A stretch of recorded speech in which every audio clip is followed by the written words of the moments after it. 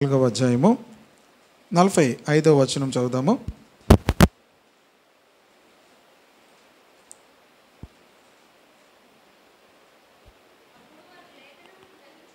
అప్పుడు వారు లేఖనములను గ్రహించున్నట్లుగా వారి మనస్సును తెరచి, లేఖనములను గ్రహించినట్లుగా ఆయన వారి గ్రహించి. అలాగే పైన చూడండి 24:31 కూడా,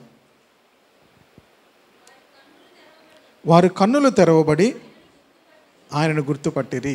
అంటే యేసుక్రీస్తు తిరిగి లేచిన తర్వాత యేసుక్రీస్తు వారితో నడుస్తున్నారు, కానీ యేసుక్రీస్తుని వారు ఏం చేయలేరు, గుర్తుపట్టలేదు. అక్కడ ఏమనుంది, ఆయన వారి కన్నులు తెరుచును గనక. ఇక్కడేముంది, వారు లేఖనములను గ్రహించినట్లుగా ఆయన వారి మనస్సును తెరచి. అలాగే 119వ కీర్తన 18వ వచనంలో కీర్తనకారుడు ప్రార్థన చేస్తాడు చూడండి.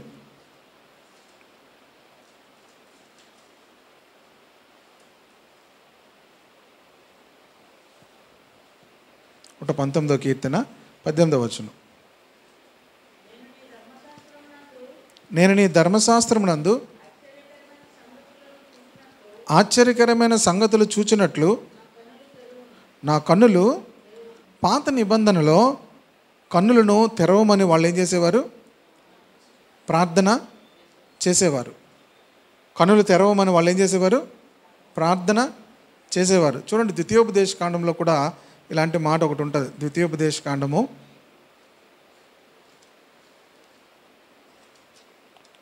29వ అధ్యాయము 4వ వచనం,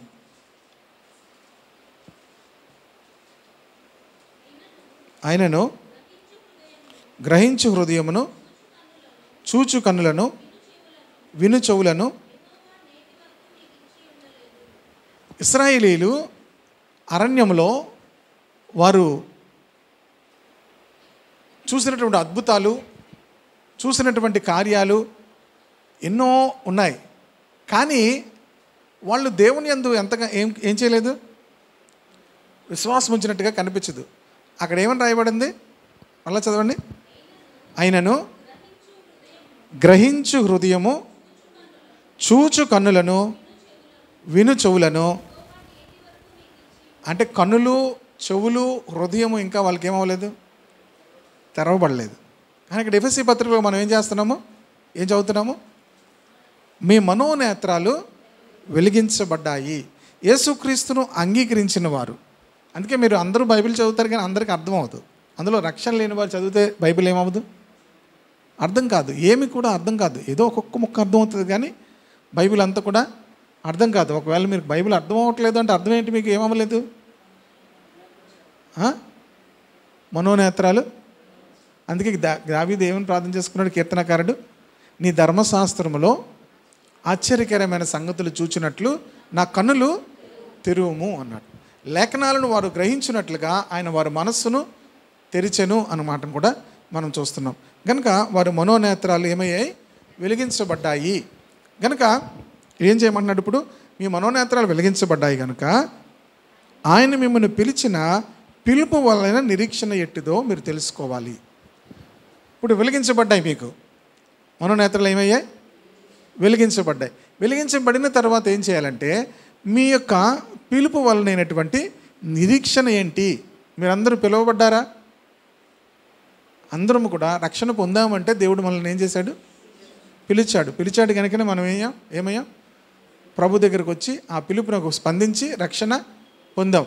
కనుక మీరు పిలువబడ్డారు, అయితే పిలుపు వలన నిరీక్షణ ఏంటో తెలుసుకోవాలి. దేవుడు ఎందుకు నన్ను పిలిచాడు. చూడండి, 1 కొరింథీ పత్రిక 1వ అధ్యాయము 26 నుంచి కొన్ని వచనాలు చదువుదాం.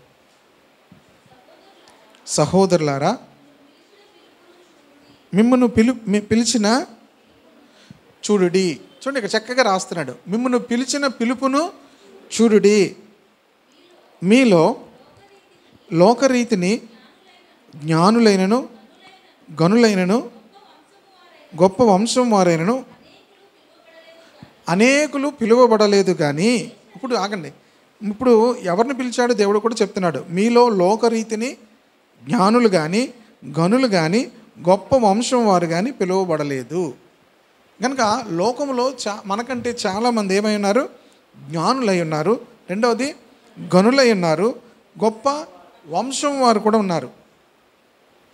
గొప్ప వంశం వారు కూడా అయి ఉన్నారు. కానీ వారిని దేవుడు పిలవలేదు. కానీ దేవుడు మనలను పిలిచాడు. ఈ విషయాన్ని ఎప్పుడు మర్చిపోకూడదు. లోకంలో గనులను, లోకంలో ఉన్న జ్ఞానులను, గొప్ప వంశం వారిని దేవుడు పిలవలేదు. కానీ దేవుడు మనలను పిలిచాడు. పిలిచిన వానికి నిరీక్షణ ఏంటి? ఇప్పుడు పిలిచాడు దేవుడు. నిరీక్షణ ఏంటి కూడా చెప్తున్నాడు చూడండి. ఏ శరీరయు దేవుని ఎదుట అతిశయింపుకుంటున్నట్లు జ్ఞానులను సిగ్గుపరచుటకును. మన పని ఏంటంటే, మనల్ని దేవుడు ఎందుకు ఏర్పరచుకున్నాడంటే జ్ఞానులను సిగ్గుపరచుటకు. మనల్ని సిగ్గుపడడానికి కాదు. దేవుడు మనల్ని ఎందుకు పిలుచుకున్నాడు? పిలిచి ఎందుకు ఏర్పాటు చేసుకున్నాడంటే జ్ఞానులను సిగ్గుపరచుటకు. దేవుడు లోకంలో ఉన్న ఇప్పుడు వెర్రివారిని మనం ఒప్పుకునే సమయం చాలా టైం పట్టేది. కొంతమంది చచ్చిపోతారు కూడా వాళ్ళు ఒప్పుకునే లోపు. నేను వెర్రివాడిని అని ఒప్పుకునే లోపు ఏమవుతారు? అది ఒప్పుకోరే, నేను చాలా తెలివైన దాన్ని అనుకుంటారు. నేను చాలా తెలివైన వాడిని అనుకుంటారు. అందుకే దేవుడు నన్ను ఎన్నుకున్నాడేమనుకు. నేను సహజంగా నాకు కొంచెం తెలివితేటలు ఉండేవి, ఇప్పుడు లేవు. రక్షణ పొందకముందు ఉండేవి. ఏంటంటే చిన్న అన్ని పనులు చేయడం వచ్చానమాట, తెలివితేటలు ఉండేవి అనమాట. అప్పుడు నేను అనుకున్నాను, రక్షణ పొందినప్పుడు నేను చాలా తెలివైన వాడిని కనుక దేవుడు నన్ను రక్షించాడేమో అనుకునేవాడిని.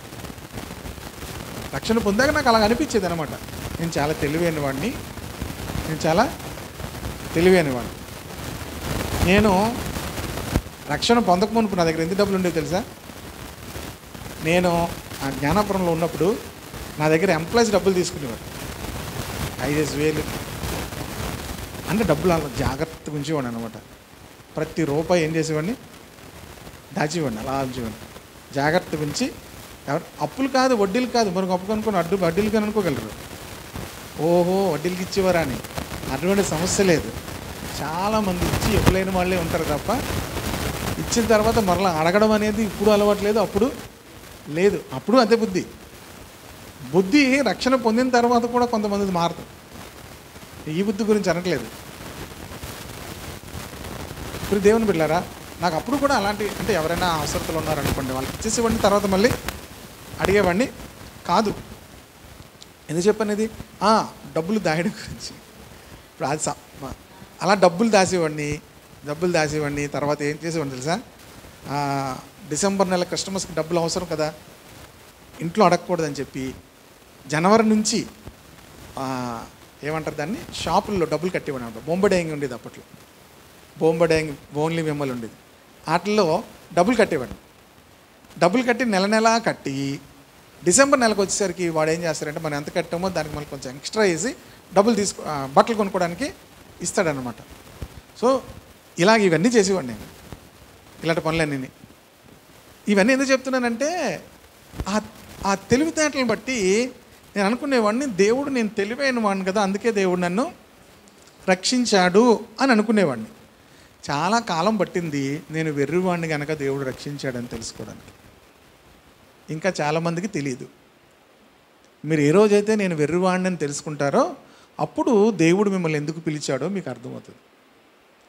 మనం వెర్రివారమని దేవుడు ఇక్కడ ఏముంది? లోకంలో జ్ఞానులను సిగ్గుపరచుటకు లోకములో నుండి వెర్రివారిని దేవుడు ఏర్పరచుకుని ఉన్నాడు. కనుక ఈ వాక్యం సత్యమైతే మనం ఏమవ్వాలి? ఇప్పుడు తెలివైన వాళ్ళు ఎంతమంది చేతులు ఎత్తండి. చెప్పాక ఇంకేం ఎత్తాం? ముందు అడుగుంటే ఎత్తేద్దాం పాస్టర్ గారు, ముందు అడుగుంటే ఎత్తేద్దాం. ఇప్పుడు ఏంటి అటు ఇటు కాకుండా ఇరకాటంలో పెట్టారు మీరు. దేవుని వాక్యం సత్యము. మనము ఎవరు? దేవుని దగ్గర మనం ఎలాంటి వాళ్ళము? డబ్బులు దాయడం మీకు వస్తే రావచ్చు, వస్తువులు కొనడం వస్తే రావచ్చు, వంటలు చేయడం వస్తే రావచ్చు. దేవుని దగ్గరికి వచ్చేసరికి ఏంటి? వెర్రివారం మనం ఒప్పుకొని తీరాలి. వెర్రివారం మన లోకంలో ఏం చేయాలి? చూడండి, కావలిస్తే 3వ అధ్యాయం 18వ వచనం చదవండి.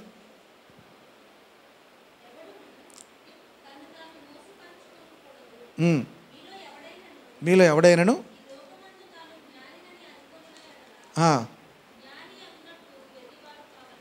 ఏమవ్వాలి? మీలో ఎవడైనను ఈ లోకమందు తాను జ్ఞాని అని అనుకుని ఎడలా ఏమవ్వాలి? జ్ఞాని అగునట్టు. ఇది మీకు ఏమైనా అర్థమవుతుంది ఈ భాష? జ్ఞాని అవ్వాలంటే ఏమవ్వాలట? ఇది ఎలాగవుతాం? జ్ఞాని అవ్వాలంటే ఏమవ్వాలి? మేము జ్ఞానులుగానే ఉండిపోవాలనుకుంటారు. జ్ఞాని అవ్వాలంటే ఏమవ్వాలట? బైబిల్ భాష అది కన్నులు తెరిచిన వానికి అర్థమవుతుంది.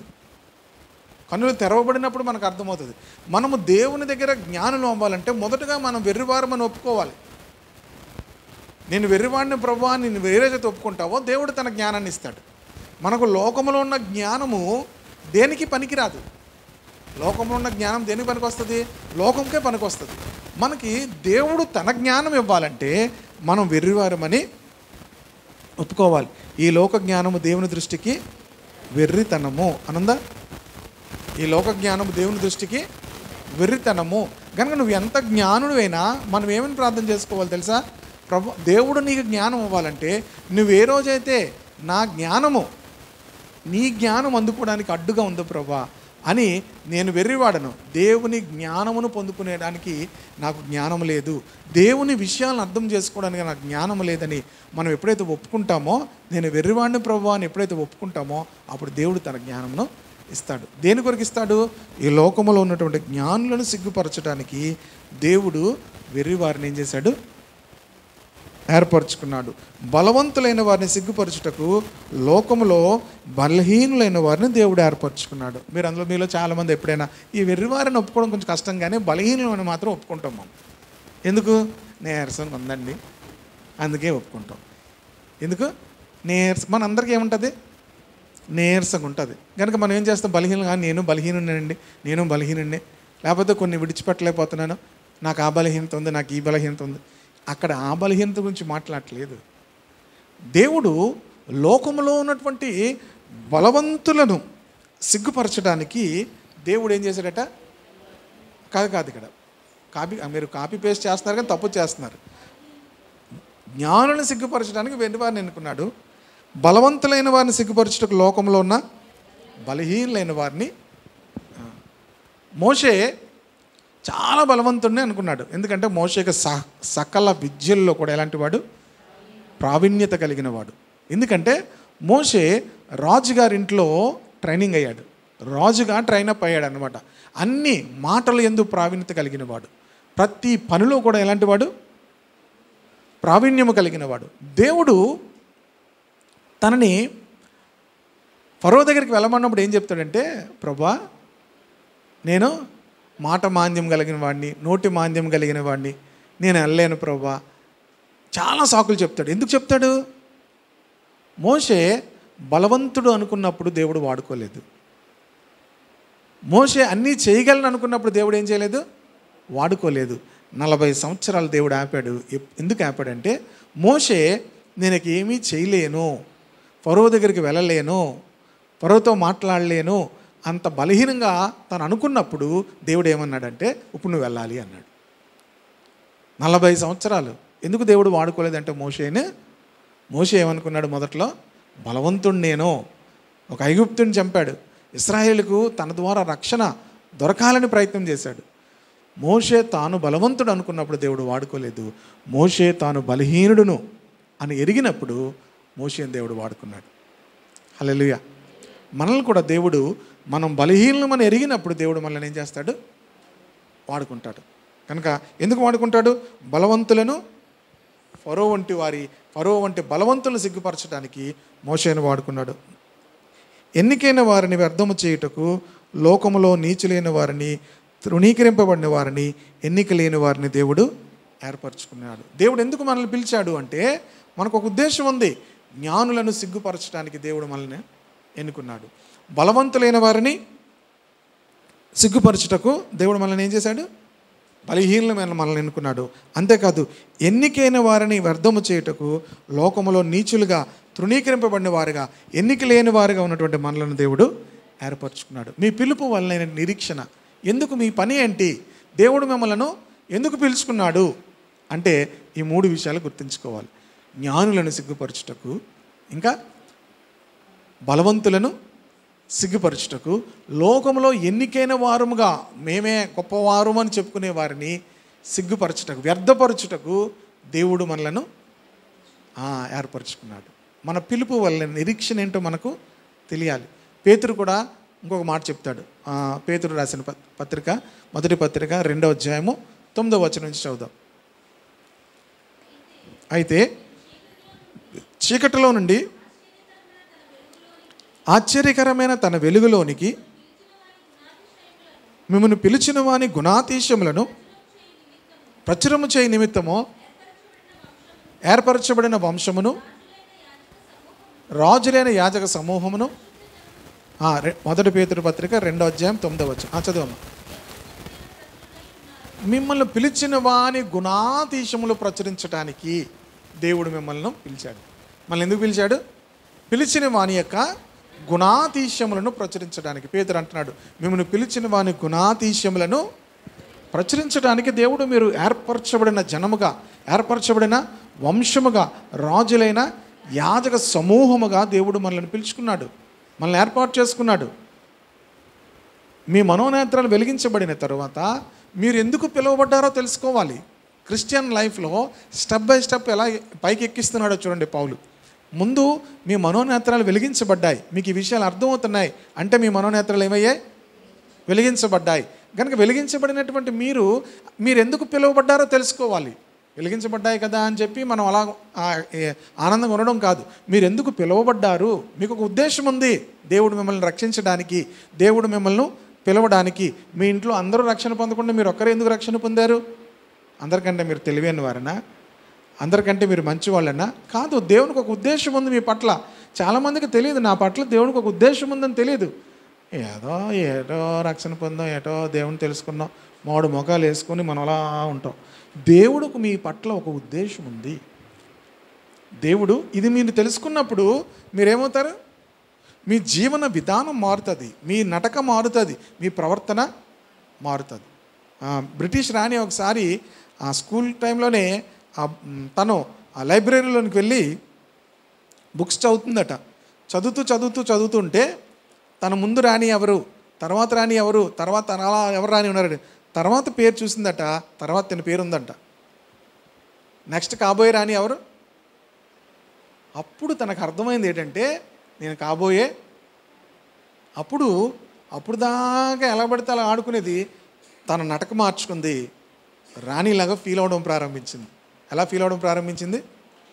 రాణిలాగా ఫీల్ అవ్వడం. మీరు ఇప్పుడు ఎలా ఫీల్ అవ్వాలి? రాణిలా కాదు. మీరు గప్పుకొని అనేస్తారేమో అనుకున్నాను. ఓహో మనం ఏం చేయాలి, ఇక్కడ నుంచి రాణిలాగా అయిపోవాలి కాదు. రాజులైన యాజక సమూహముగా మిమ్మల్ని మీరు ఎన్నుకోవాలి, మిమ్మల్ని మీరు అనుకోవాలి. మీ గురించి నేను ఎవరిని? ఏర్పరచబడినటువంటి జనము, పిలిచిన వాని గుణాతిశయములను ప్రచురము చేయ నిమిత్తము ఏర్పరచబడిన జనము, రాజులైన యాజక సమూహము. మనము రాజులైన యాజక సమూహముగా మనము గుర్తించుకోవాలి. ఇంకా అక్కడ చాలా మాటలు రాశాడు కదా. దేవుని పరిశుద్ధ జనము, దేవుని సొత్తైన ప్రజలం. ఎన్నున్నాయి చూడండి అక్కడ. ఒకప్పుడు మనము కనికరింపబడలేదు, కానీ ఇప్పుడు కనికరింపబడినటువంటి జనము. దేవునికి స్తోత్రం కలుగును కాక. హల్లెలూయా. ఇవన్నీ దేనికి? చీకట్లో నుండి ఆశ్చర్యకరమైన తన వెలుగులోనికి మిమ్మును పిలిచిన వాని గుణాతిశయములను ప్రచురము చేయడానికి. ఎందుకొరకు ఏర్పాటు చేయబడ్డారు? ఎందుకొరకు దేవుడు మిమ్మల్ని పిలిచాడు? మనం ఏమనుకుంటామంటే వండుకోవడం, తినడం, తోముకోవడం, మళ్ళీ బట్టలు పాడైపోతే మళ్ళీ కొత్త బట్టలు కొనుక్కోవడం, మళ్ళీ ఆ బట్టలు పాడైపోతే మళ్ళీ కొనుక్కోవడం, వస్తువులు కొనుక్కోవడం, బీరువాలో దాచుకోవడం. మనం చచ్చిపోయాక ఎవరికి ఇవ్వాలో కూడా తెలియదు అవి కొంతమందికి. ఇది కాదు మీ పని. మీ పని ఏంటి? పిలిచిన వాని గుణాతిశయములను ప్రచురము చేయాలి. అర్థమైంది ఇప్పుడు మీ పిలుపు ఏంటో? ఎంతమందికి అర్థమైంది? ఇప్పుడు ఎలా నడవాలి? రాజులైన యాజక సమూహముగా నడవాలి. జ్ఞానులను సిగ్గుపరచుటకు దేవుడు మిమ్మల్ని ఏర్పాటు చేసుకున్నాడు. బలవంతులను సిగ్గుపరచడానికి, ఎన్నికైన వారిని వ్యర్థపరచడానికి, అంటే గొప్ప గొప్ప వాళ్ళు ఉంటారు చూసారా, వాళ్ళని వ్యర్థపరచడానికి దేవుడు ఎన్నిక లేని మనల్ని దేవుడు ఎన్నుకున్నాడు. హల్లెలూయా. మీ పిలుపు ఏంటో మీరు తెలుసుకోవాలి అంటున్నాడు. మీ పిలుపు వలన నిరీక్షణ ఏంటి, మీ పిలుపు వెనకాతల ఉన్నటువంటి ఉద్దేశం ఏంటి మీరు తెలుసుకోవాలి. అర్థమవుతుందా మీ పిలుపు ఏంటో? దేవుడు మనలను రాజులైన యాజక సమూహముగా దేవుడు ఏర్పరచుకున్నాడు. పరిశుద్ధ జనము మనం. మీకు పరిశుద్ధ జనం అని అర్థమవుతే అప్పుడు మీరు ఏం చేస్తారు? చూడండి, మీకు అర్థం అవ్వాలంటే మీరు ఎంత చెడ్డోలైనా చాలా మంచోడు అనగానే మీరు ఏమవుతారు? మీరు అనేసారు అని ఎవరైనా చెప్పారనుకో, మీరు నేనే చెప్పాను మీకు, మా చర్చిలో ఇలాంటి వ్యక్తి ఎవరు లేరండి, అసలు పర్ఫెక్ట్ పర్సన్ అండి అని చెప్పాను అనుకోండి, మీరు ఏమవుతారు అక్కడి నుంచి?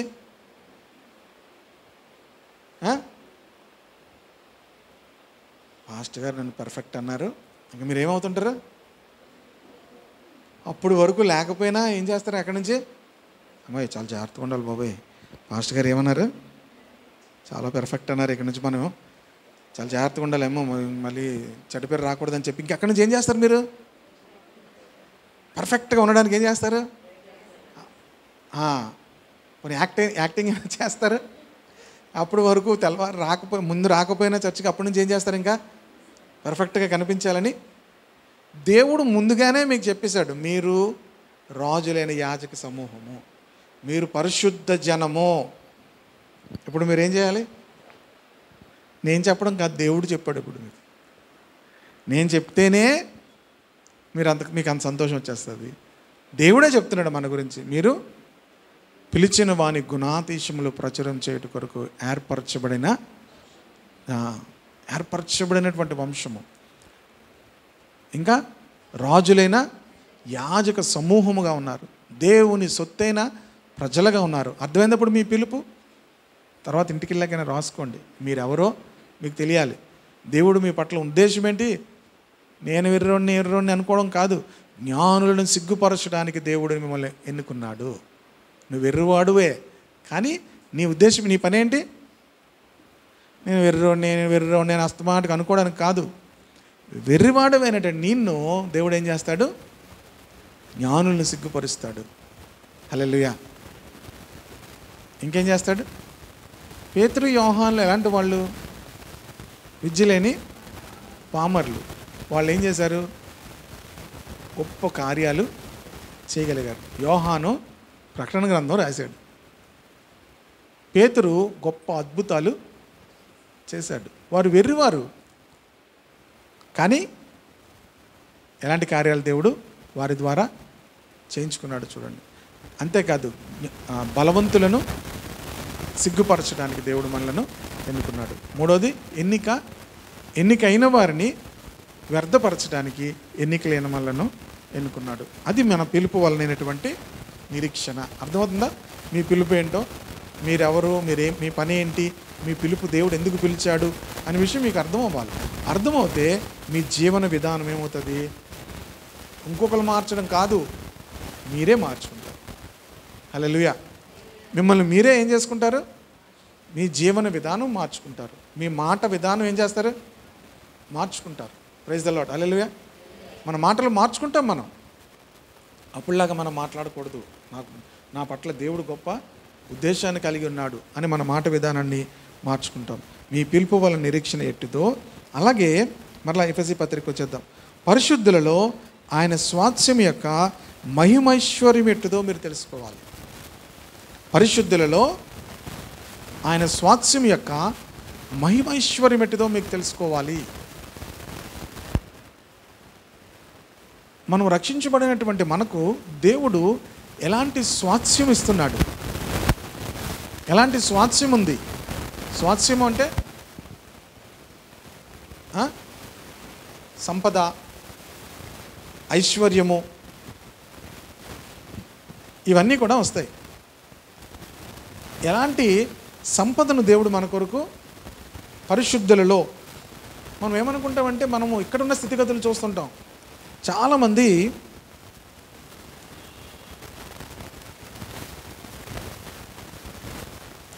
కొలస్సీ పత్రిక మొదటి అధ్యాయము, కొలస్సీ పత్రిక మొదటి అధ్యాయము 12వ వచనంలో కింద భాగంలో ఉంటుంది చూడండి.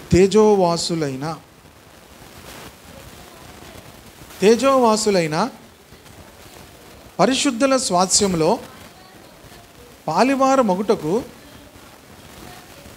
మనలను పాత్రులుగా చేసిన తండ్రికి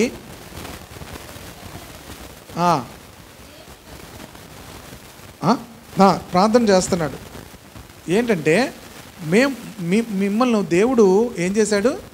తేజోవాసులైన పరిశుద్ధుల స్వాస్యములో పాలివారొకటకు చేశాడు. హల్లెలూయా, హల్లెలూయా. తేజోవాసులైన పరిశుద్ధుల స్వాస్యం. మనకి ఏమనుకుంటామంటే, నాకు ఎన్ని ఇళ్ళు ఉన్నాయి, లేని వాళ్ళు చెప్పండి, నాకేం లేదు, సొంత ఇల్లు లేదు. ఉన్నవాళ్ళు ఏమనుకుంటారు? 1 2 3 4 5 6 అక్కడ 2 ఇక్కడ 2 మొత్తం 8. ఇది స్వాస్యం కాదు. ఎప్పటి వరకు ఉంటుంది ఇది? మీరున్నంత వరకు ఉంటుంది, అంతే కదా. ఇంకేం తర్వాత ఏం చేస్తారు మీరు? ఇల్లు ఒకవేళ దయ్యాలు అయిపోతే ఏంటి, దేవుని దగ్గరికి వెళ్ళకుండా దయ్యాలు అయితే నా ఇల్లు అనుకుని ఆ ఇంట్లోకి వస్తుంటారు. అలాగేం రావు, వేరే దయ్యాలు అలాగా మీ పేరు మీద వస్తుంటాయి అన్నమాట. ఆ ఇల్లు ఇంటి చుట్టూ తిరుగుతుందండి అంటారు కదా.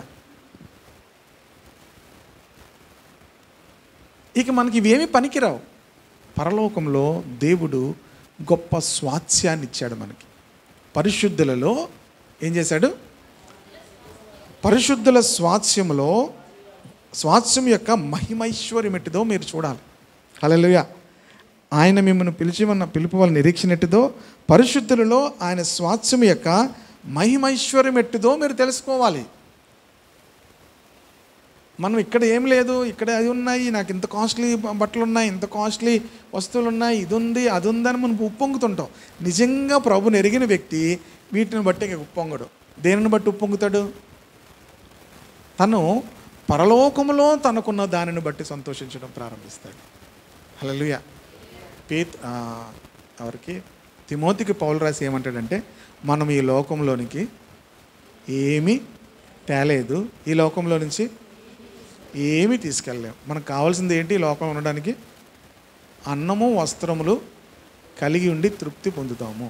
ఒకవేళ అన్న వస్త్రముల కన్నా ఎక్కువ ఏది కూడా మనకి లోకంలో అవసరం లేదు. కానీ మనకి ఏమనుకుంటాం? ఇక్కడ అలాగే అంటారు, కానీ ఇంటికి వెళ్ళాక ఏం చేస్తారు? ఇమ్ము జలగల్లాగా ఉంటారు. ఎలాంటి వాళ్ళు? జలగ రక్తం పిండేసినట్టుగా దేవుణ్ణి పిండేస్తారు, మగోళ్ళని పిండేస్తారు.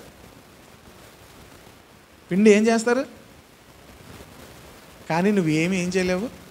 అన్న వస్త్రములు తప్ప మనకు అంతకుమించి అన్నాడా తిమోతితో పౌలు? చూడండి, అది కూడా మనం బైబిల్ స్టడీ చేస్తున్నాం కనుక అన్నీ చూసుకొని వెళ్ళాలి. స్పీడ్గా వెళ్ళిపోవాల్సిన పని ఏమీ లేదు. 1 తిమోతి పత్రిక 6వ అధ్యాయం కనిపించిందా? మనం ఈ లోకంలోనికి ఏమీ తేలేదు, ఈ లోకంలో నుంచి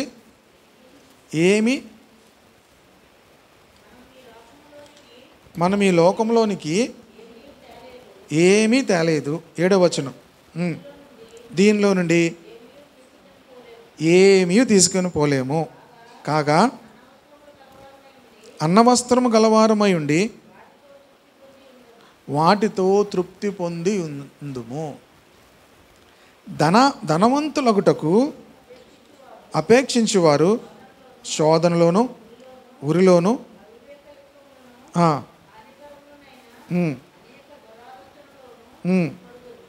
మీకు తెలుసా? మీకు తెలియదు, జరిగిపోతుంటుంది మనకి. ఏది? వాళ్ళకున్నట్టుగా నాకు కావాలి, వాళ్ళకున్నట్టుగా నాకు కావాలి. ఏంటి? అన్నీని మనకి ఎలాగుందో మనం అనుకోం, వాళ్ళకున్నట్టుగా మనకి కావాలి. చూడండి, ఒక విందు చేశారనుకోండి, వాళ్ళకన్నా మనం ఇంకా ఏం చేయాలి? ఇవన్నీ దేనికి? డంబం అనమాట. ధనవంతులగుటకు అపేక్షించువారు శోధనలో పడతారు, ఉరిలో పడతారు. ఎవరు ఊరిలో? సాతాను యొక్క ఉరిలో పడతారు. దురాశలో పడిపోతారు. అవివేకములను యుక్తములైన హానికరములైన అనేక దురాశల్లో పడిపోతారు. అటు మనుషులు నష్టములోను నాశములోను. నేను చూస్తాను, రక్షణ పొంది దేవుని దగ్గరికి వస్తూ, దేవుని సన్నిధిలోనికి వస్తూ,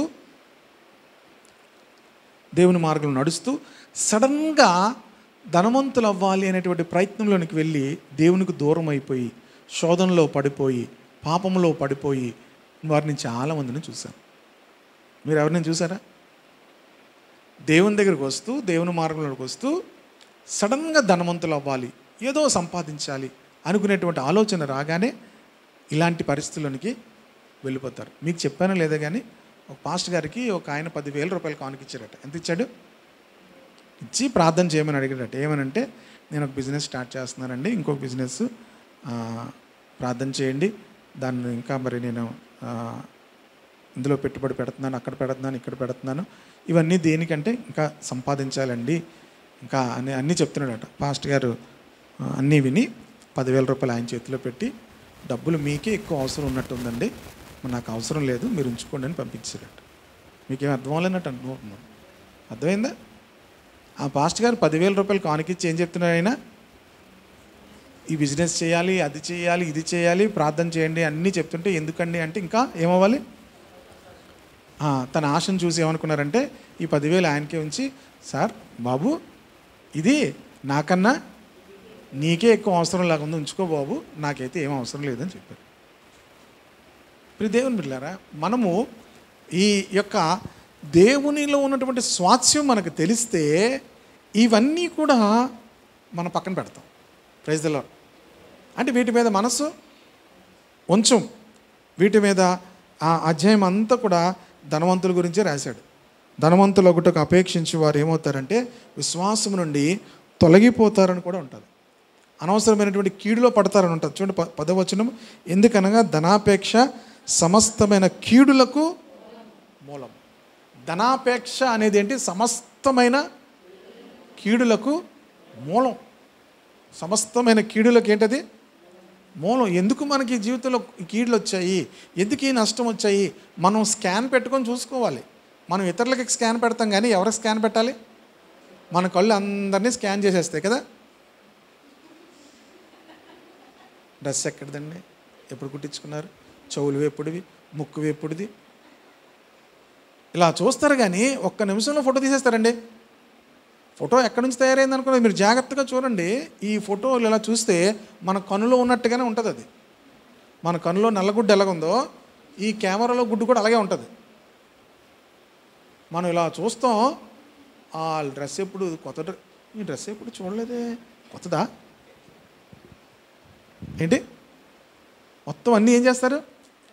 స్కాన్ అయిపోద్ది. ఇప్పుడు అందరినీ స్కాన్ చేయడానికి కాదు మనకు దేవుడు ఇచ్చింది, మనల్ని స్కాన్ చేసుకోవాలి. ముందు మనోనేత్రాలు వెలిగించబడిన వాళ్ళు మనల్ని స్కాన్ చేసుకోవాలి. చేసుకొని ఎక్కడ తప్పింది, ఎక్కడ తప్పామో, ఎక్కడ మా ఇంటిలో ప్రాబ్లం వచ్చింది, ఈ ప్రాబ్లం కారణం ఏంటి అని స్కాన్ చేసుకుంటే మనకేముంటుంది అక్కడ? కొందరు దానిని ఆశించి విశ్వాసం నుండి తొలగిపోయారు. కనుక మనము వీటన్నిటిలోంచి కూడా మనం బయటకు వచ్చి దేవుడు మనకు గొప్ప స్వాస్థ్యం ఇచ్చాడని మనం తెలుసుకోవాలి. హల్లెలూయా.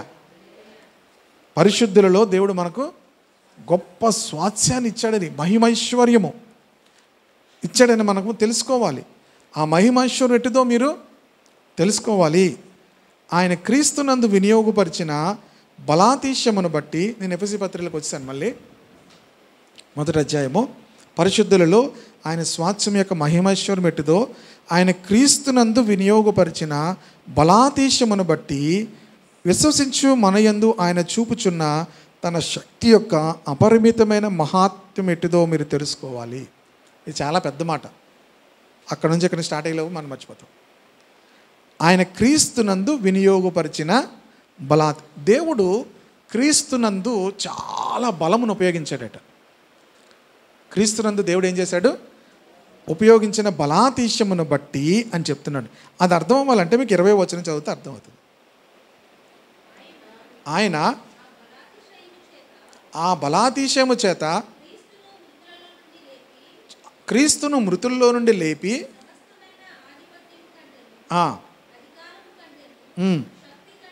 శక్తి కంటేను ఈ యుగమునందు మాత్రమే గాక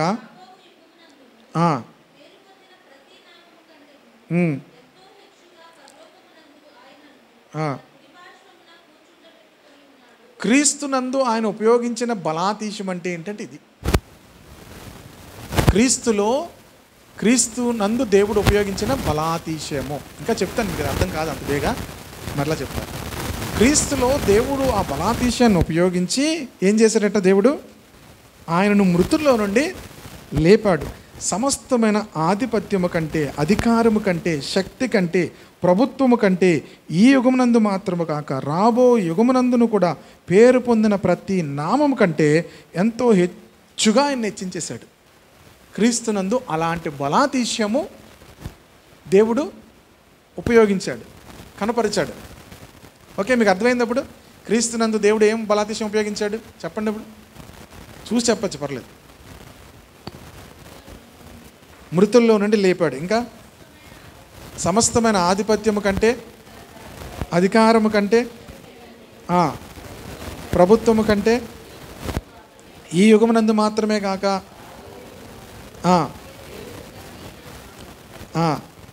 ఎంతో హెచ్చుగా పరలోకమందు అంత పని చేశాడు దేవుడు. ఆ బలాతిశయమును బట్టి క్రీస్తును అంత హెచ్చుగా తన కుమారుని దేవుడు ఏం చేశాడు? హెచ్చించాడు. ఇప్పుడు పైకి వద్దాం, ఇప్పుడు అర్థమవుతుంది మీకు.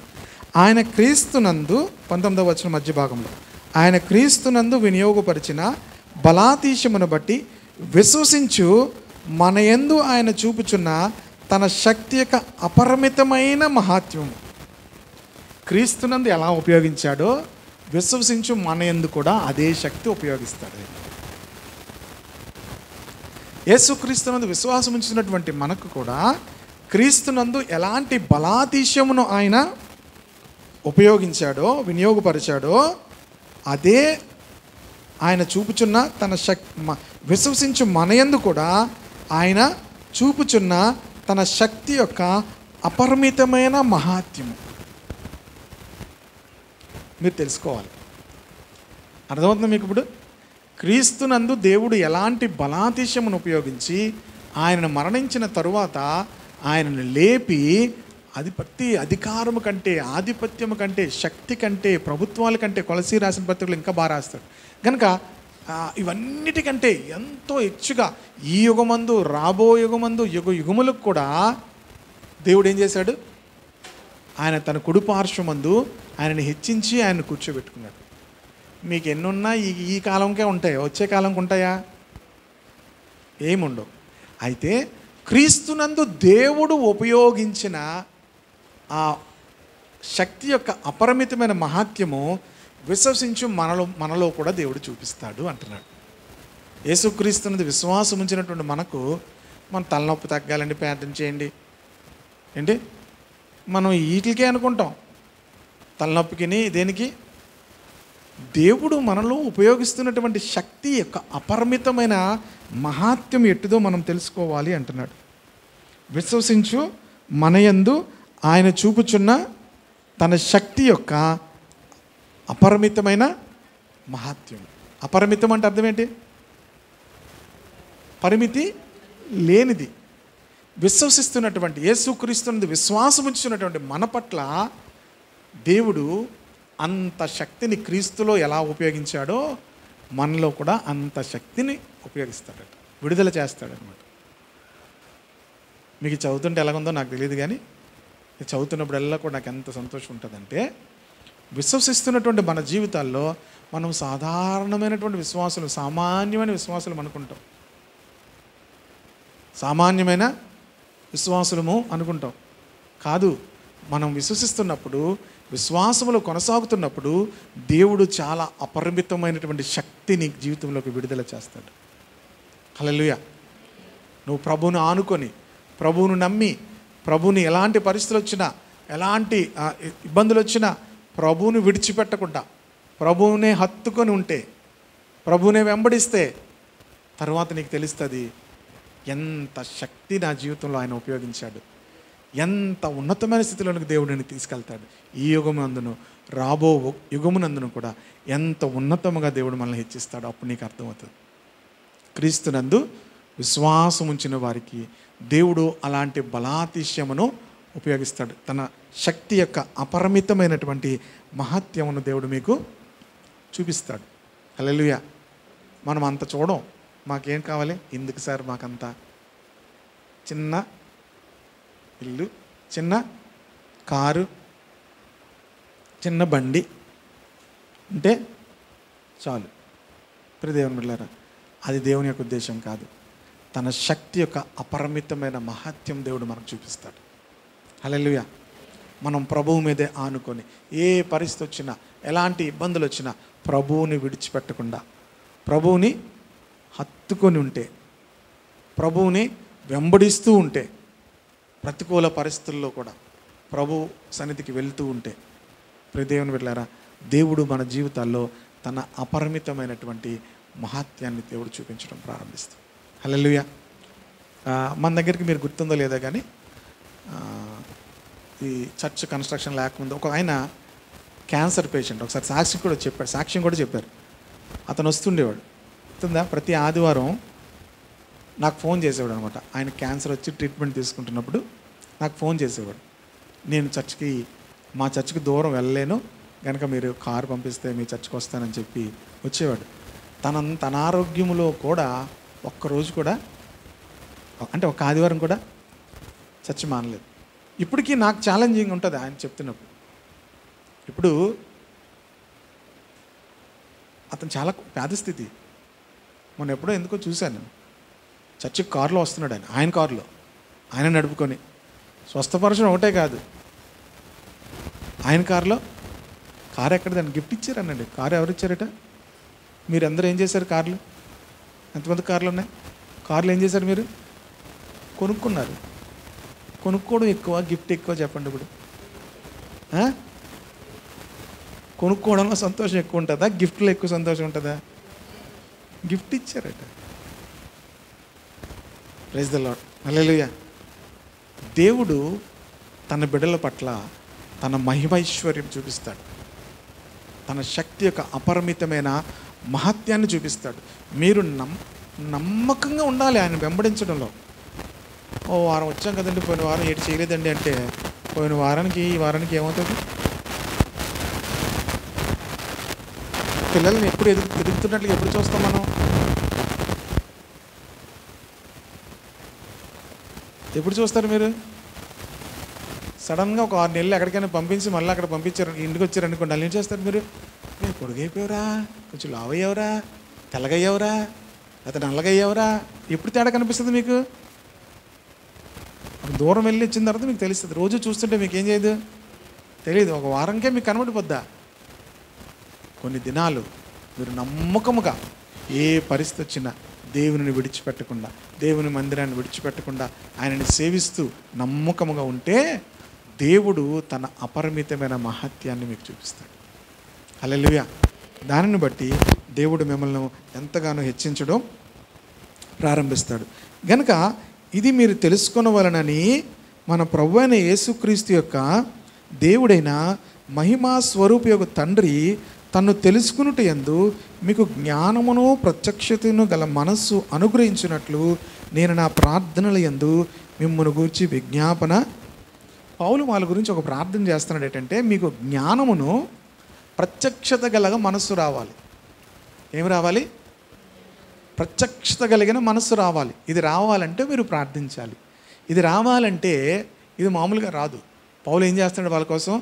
మీకు జ్ఞానమును, ఇవన్నీ మీరు తెలుసుకోవాలంటే, ఇవన్నీ మీరు చూడాలంటే మీకేం కావాలి?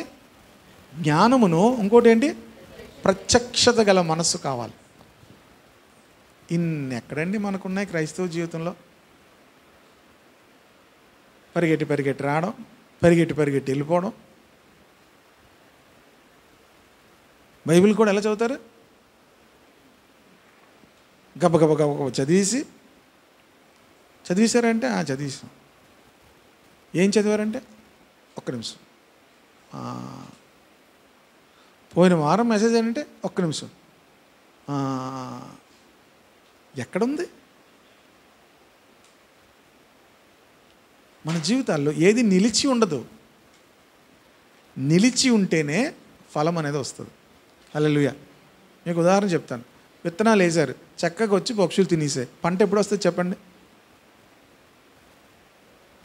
విత్తనాలు పొలంలో వేశారు, వేసిన తర్వాత ఏమే పక్షులు వచ్చి శుభ్రం తినేసాయి. మీరు నీరు పెట్టేస్తున్నారు, పంట ఎప్పుడు వస్తుంది? బురదే తప్ప పంట ఎప్పుడు ఉండదు. ఏముంటుంది? నీరు పెట్టేస్తున్న కొద్దీ ఆ నీళ్ళన్నీ కూడా ఎలాగుంటాయి? బురదగానే ఉంటాయి తప్ప పంట ఎప్పుడు వస్తుంది? అసలు ఏం పోయింది? విత్తనం లేదు. ఇప్పుడు చెప్పండి, పోయిన వారం వాక్యం ఏంటంటే, ఆ ముందు వారం వాక్యం ఏంటంటే, పోయిన వారం ఒకవేళ గుర్తుండొచ్చు, ముందు వారం ఇంకా ముందు వారం అంటే ఏముంది? విత్తనాలు ఏమవుతుంది? సాతానుడు ఎత్తుకొని వెళ్ళిపోతున్నాడు. ఇప్పుడు వాక్యం చెప్పడం, మీరు ఏం చదివారు ఉదయం, నిన్న ఏం చదివారు, అందులో ఏం దేవుడు మీరు మాట్లాడారు? విత్తనాలు ఏవి? విత్తనాలు లేవు, ఫలం ఎక్కడి నుంచి వస్తుంది? మనం దేవుని సందులో ప్రార్థించాలి, జ్ఞానము కొరకు ప్రార్థించాలి. రెండవది ఏంటి? ప్రత్యక్షత కొరకు ప్రార్థించాలి. వాక్యం చదివినప్పుడు ఏం ప్రార్థన మారుతుంది. అందుకే వాక్యము చదివే వాళ్ళు ప్రార్థన వేరేగా ఉంటుంది, వాక్యము చదవలేని వాళ్ళ ప్రార్థన ఏంటి వేరేగా ఉంటుంది.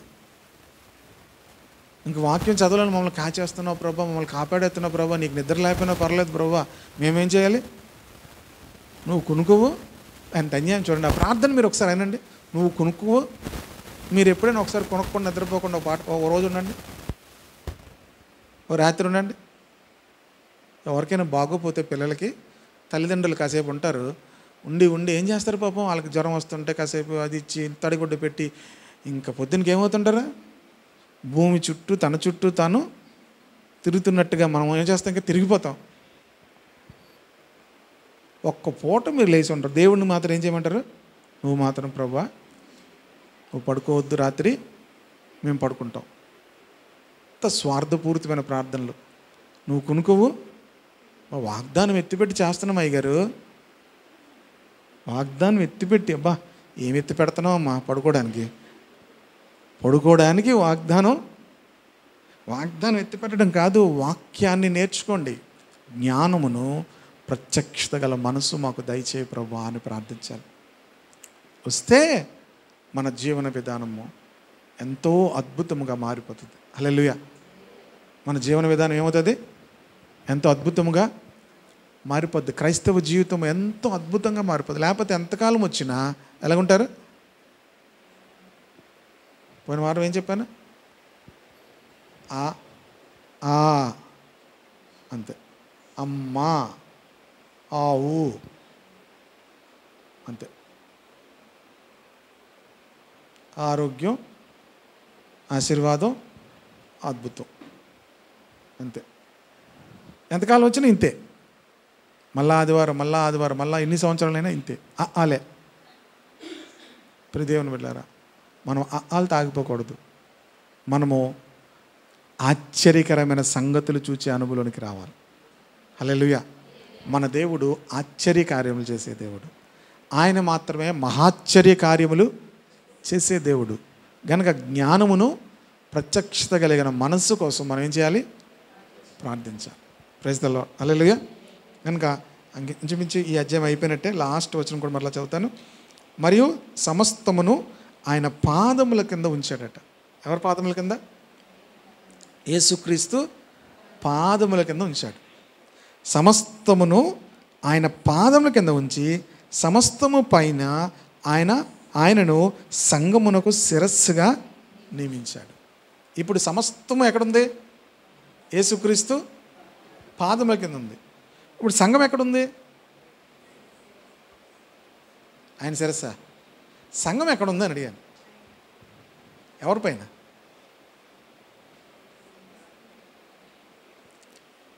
మరియు సమస్తమును ఆయన పాదముల కింద ఉంచాడు. సమస్తము పైన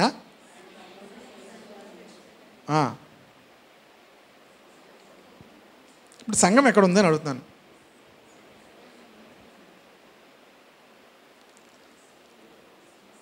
సంఘం ఎక్కడుంది? సంఘం ఎక్కడుందంటే సంఘం మధ్యలో ఉంది.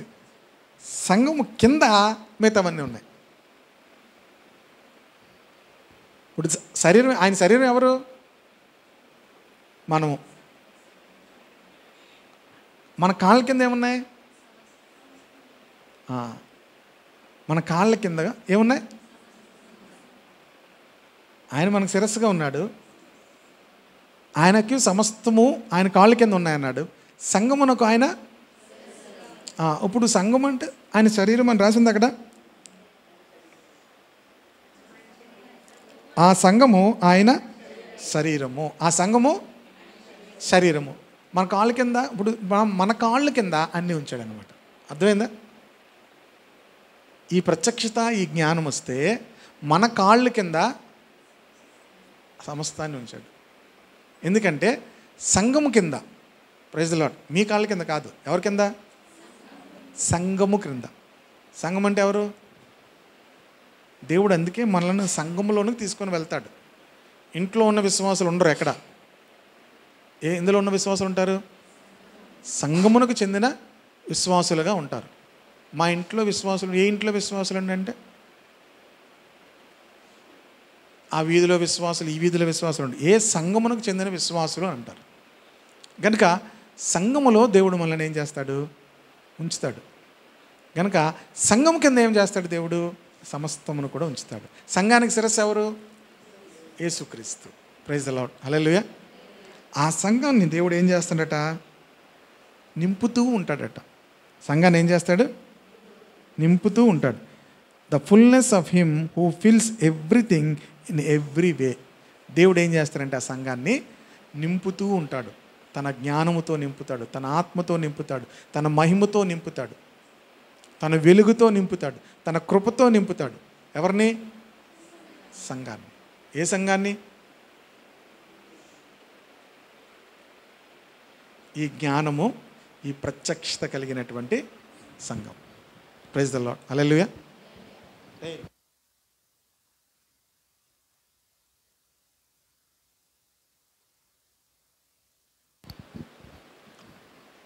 అర్థమైందా మీకు? కనుక ఈరోజు ఎక్కడి నుంచి ప్రారంభించాం? మనోనేత్రాలు వెలిగించబడ్డాయి అందరివి.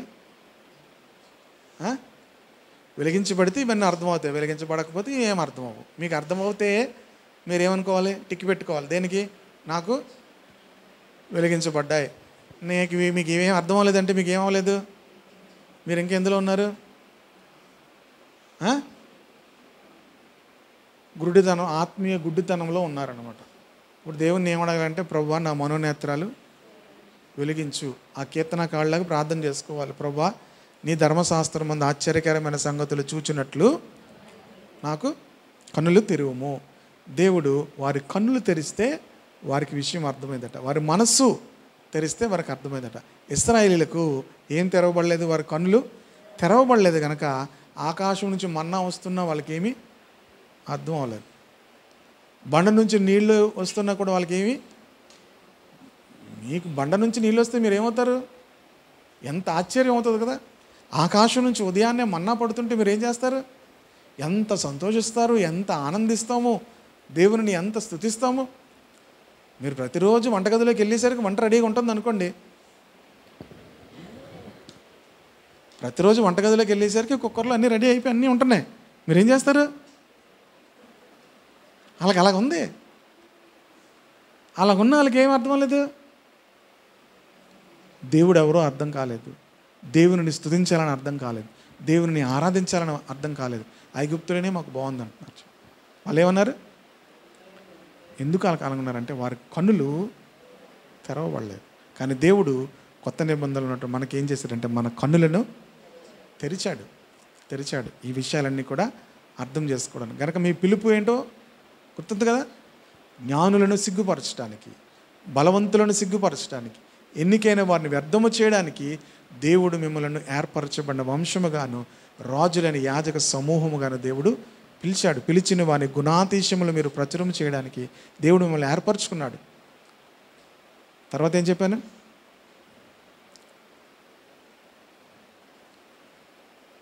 తర్వాత పాయింట్ ఏం చెప్పాను? పిలుపు వలన నిరీక్షణ, తర్వాత పరిశుద్ధులలో ఆయన స్వాస్థ్యం యొక్క మహిమైశ్వర్యం ఎట్టిదో తెలుసుకోవాలి. తర్వాత క్రీస్తునందు దేవుడు వినియోగపరిచిన బలాతిశయం ఎలాంటిదో విశ్వసించిన మనకు కూడా అలాంటి మహాత్మ్యమని ఆయన చూపిస్తాడు. ఎలాంటి మహాత్మ్యం చూపించాడంటే ఆయనను మృతుల్లోంచి లేపాడు. సమస్తమైన అధికారం కంటే, ఆధిపత్యం కంటే, శక్తి కంటే, ప్రభుత్వాల కంటే దేవుడు ఆయనను హెచ్చించాడు, తన కుడి పార్శ్వమందు కూర్చోబెట్టుకున్నాడు. అలాగే అటువంటి శక్తిని, ప్రభావాన్ని దేవుడు మనకు కూడా, విశ్వసించిన మనకు కూడా దేవుడు చూపిస్తాడు.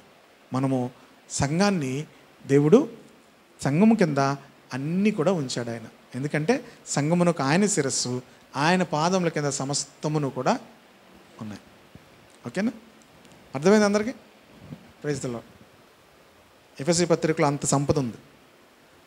4 వారాలు పట్టినట్టుంది 5 వారాల్లో మొదటి అధ్యాయం అవడానికి. తర్వాత నుంచి కొంచెం స్పీడ్గా వెళ్దాం. వచ్చే వారం మిగతా విషయాలు మనం ధ్యానిద్దాం. ప్రార్థన చేసుకుందాం. అందరం కలిసి ఒక కొద్ది నిమిషాలు దేవునికి వందనాలు చెప్దాం. దేవుని వాక్యములో ఎంత సంపద ఉంది, దేవుని వాక్యములో ఎంత లోతైన విషయాలు ఉన్నాయి. మనం పైపైన ఉండిపోయాం. ప్రభా మమ్మల్ని లోతుకు నడిపించు ప్రభా లోతు అనుభవాల్లో మమ్మల్ని నడిపించు నాయన తండ్రి. పరిశుద్ధాత్మకు మన జీవితాలు అప్పగించుకుందాం. ప్రభా దేవా, మహిమైశ్వర్యమును పరిశుద్ధులలో నీ స్వాస్థ్యం యొక్క మహిమైశ్వర్యం ఎట్టితో మేము తెలుసుకుంటే కనుక సహాయం చేయండి. ఈ లోకంలో ఉన్నది స్వాస్థ్యము కాదు. దేవుడు పరిశుద్ధులలో, దేవుడు గొప్ప స్వాస్థ్యాన్ని, మహిమైశ్వర్యాన్ని దేవుడు మనకిచ్చాడు. విశ్వసిస్తున్నటువంటి మన జీవితాల్లో గొప్ప శక్తిని, అపరిమితమైన మహాత్యాన్ని దేవుడు మనందరి జీవితాల్లో కూడా ఆయన కనపరుచుతున్నాడు. ప్రార్థన చేసుకుందాం అందరం కూడా. ప్రభానికి స్తోత్రాలు తండ్రి, ప్రభానికి వందనాలు తండ్రి. స్తోత్రం తండ్రి. అందరం దేవునికి స్తోత్రాలు చెల్లిద్దాం. హల్లెలూయా, హల్లెలూయా, హల్లెలూయా. స్తోత్రం దేవా. వందనాలు ప్రభా. స్తోత్రాలు తండ్రి. దేవా, ఎంత గొప్ప దేవుడవు నాయనా తండ్రి. దేవా, నువ్వు మమ్మల్ని పిలిచిన పిలుపు కొరకు స్తోత్రాలు తండ్రి ప్రభా. దేవా, మేము సాధారణంగా జీవిస్తున్నాము కానీ మా పట్ల మీరు గొప్ప ఉద్దేశాన్ని కలిగి ఉన్నారు ప్రభా. జ్ఞానులను సిగ్గుపరచడానికి ప్రభా. నాయనా తండ్రి, నాయన లోకంలో వెర్రివారుగా ఉన్న మమ్మల్ని ఏర్పరచుకున్నారు తండ్రి. దేవా తండ్రి, బలవంతులను సిగ్గుపరచడానికి, బలహీనంగా ఉన్న వాళ్ళు మమ్మల్ని ఏర్పరచుకున్నారు. ఎన్నికైన వారిని వ్యర్థము చేయడానికి ప్రభా, ఎన్నిక లేని వారిని మమ్మల్ని ఏర్పరచుకున్నారు ప్రభా. ఇదిగో దేవా, ఈ వాక్య ప్రత్యక్షతలో, ఈ వాక్య జ్ఞానములో అందరూ నడుచుటకు సహాయం చేయండి. దేవా, నీ మాటలకు వీళ్ళందరినీ అప్పగిస్తున్నాను ప్రభా. నాయన ప్రతి శుక్రవారం ప్రభా వాక్యమును నేర్చుకోవడానికి, బైబిల్ స్టడీకి వస్తున్న బిడ్డలందరిని బట్టి నీకు వందనాలు తండ్రి. లోతైన అనుభవాల్లోకి ఇంకనూ మమ్మల్ని నడిపించండి ప్రభు కొరకు. నాయన తండ్రి, మేమందరము జీవించడానికి సహాయం చేయండి ప్రభా. నాయన నీవే మమ్మల్ని నింపమని ప్రార్థిస్తూ ప్రభా, వచ్చిన వారందరినీ మరొకసారి దీవించి తిరిగి వెళ్తుండగా నీ సన్నిధి ఉంచమని దేవా, మా పనులన్నింటిలో కూడా నీ సన్నిధి తోడుగా ఉంచండి. ఆదివారం మరలా మేము కలుసుకున్నప్పుడు ప్రభా సంతోషముతో నీ సన్నిధికి వచ్చి ప్రభా మిమ్మల్ని ఆరాధించినట్లు, మిమ్మల్ని గణపరిచినట్లు ఆయన మాకు సహాయం చేయమని ప్రార్థిస్తూ యేసుక్రీస్తు నామములో ప్రార్థిస్తున్నాం తండ్రి. ఆమేన్.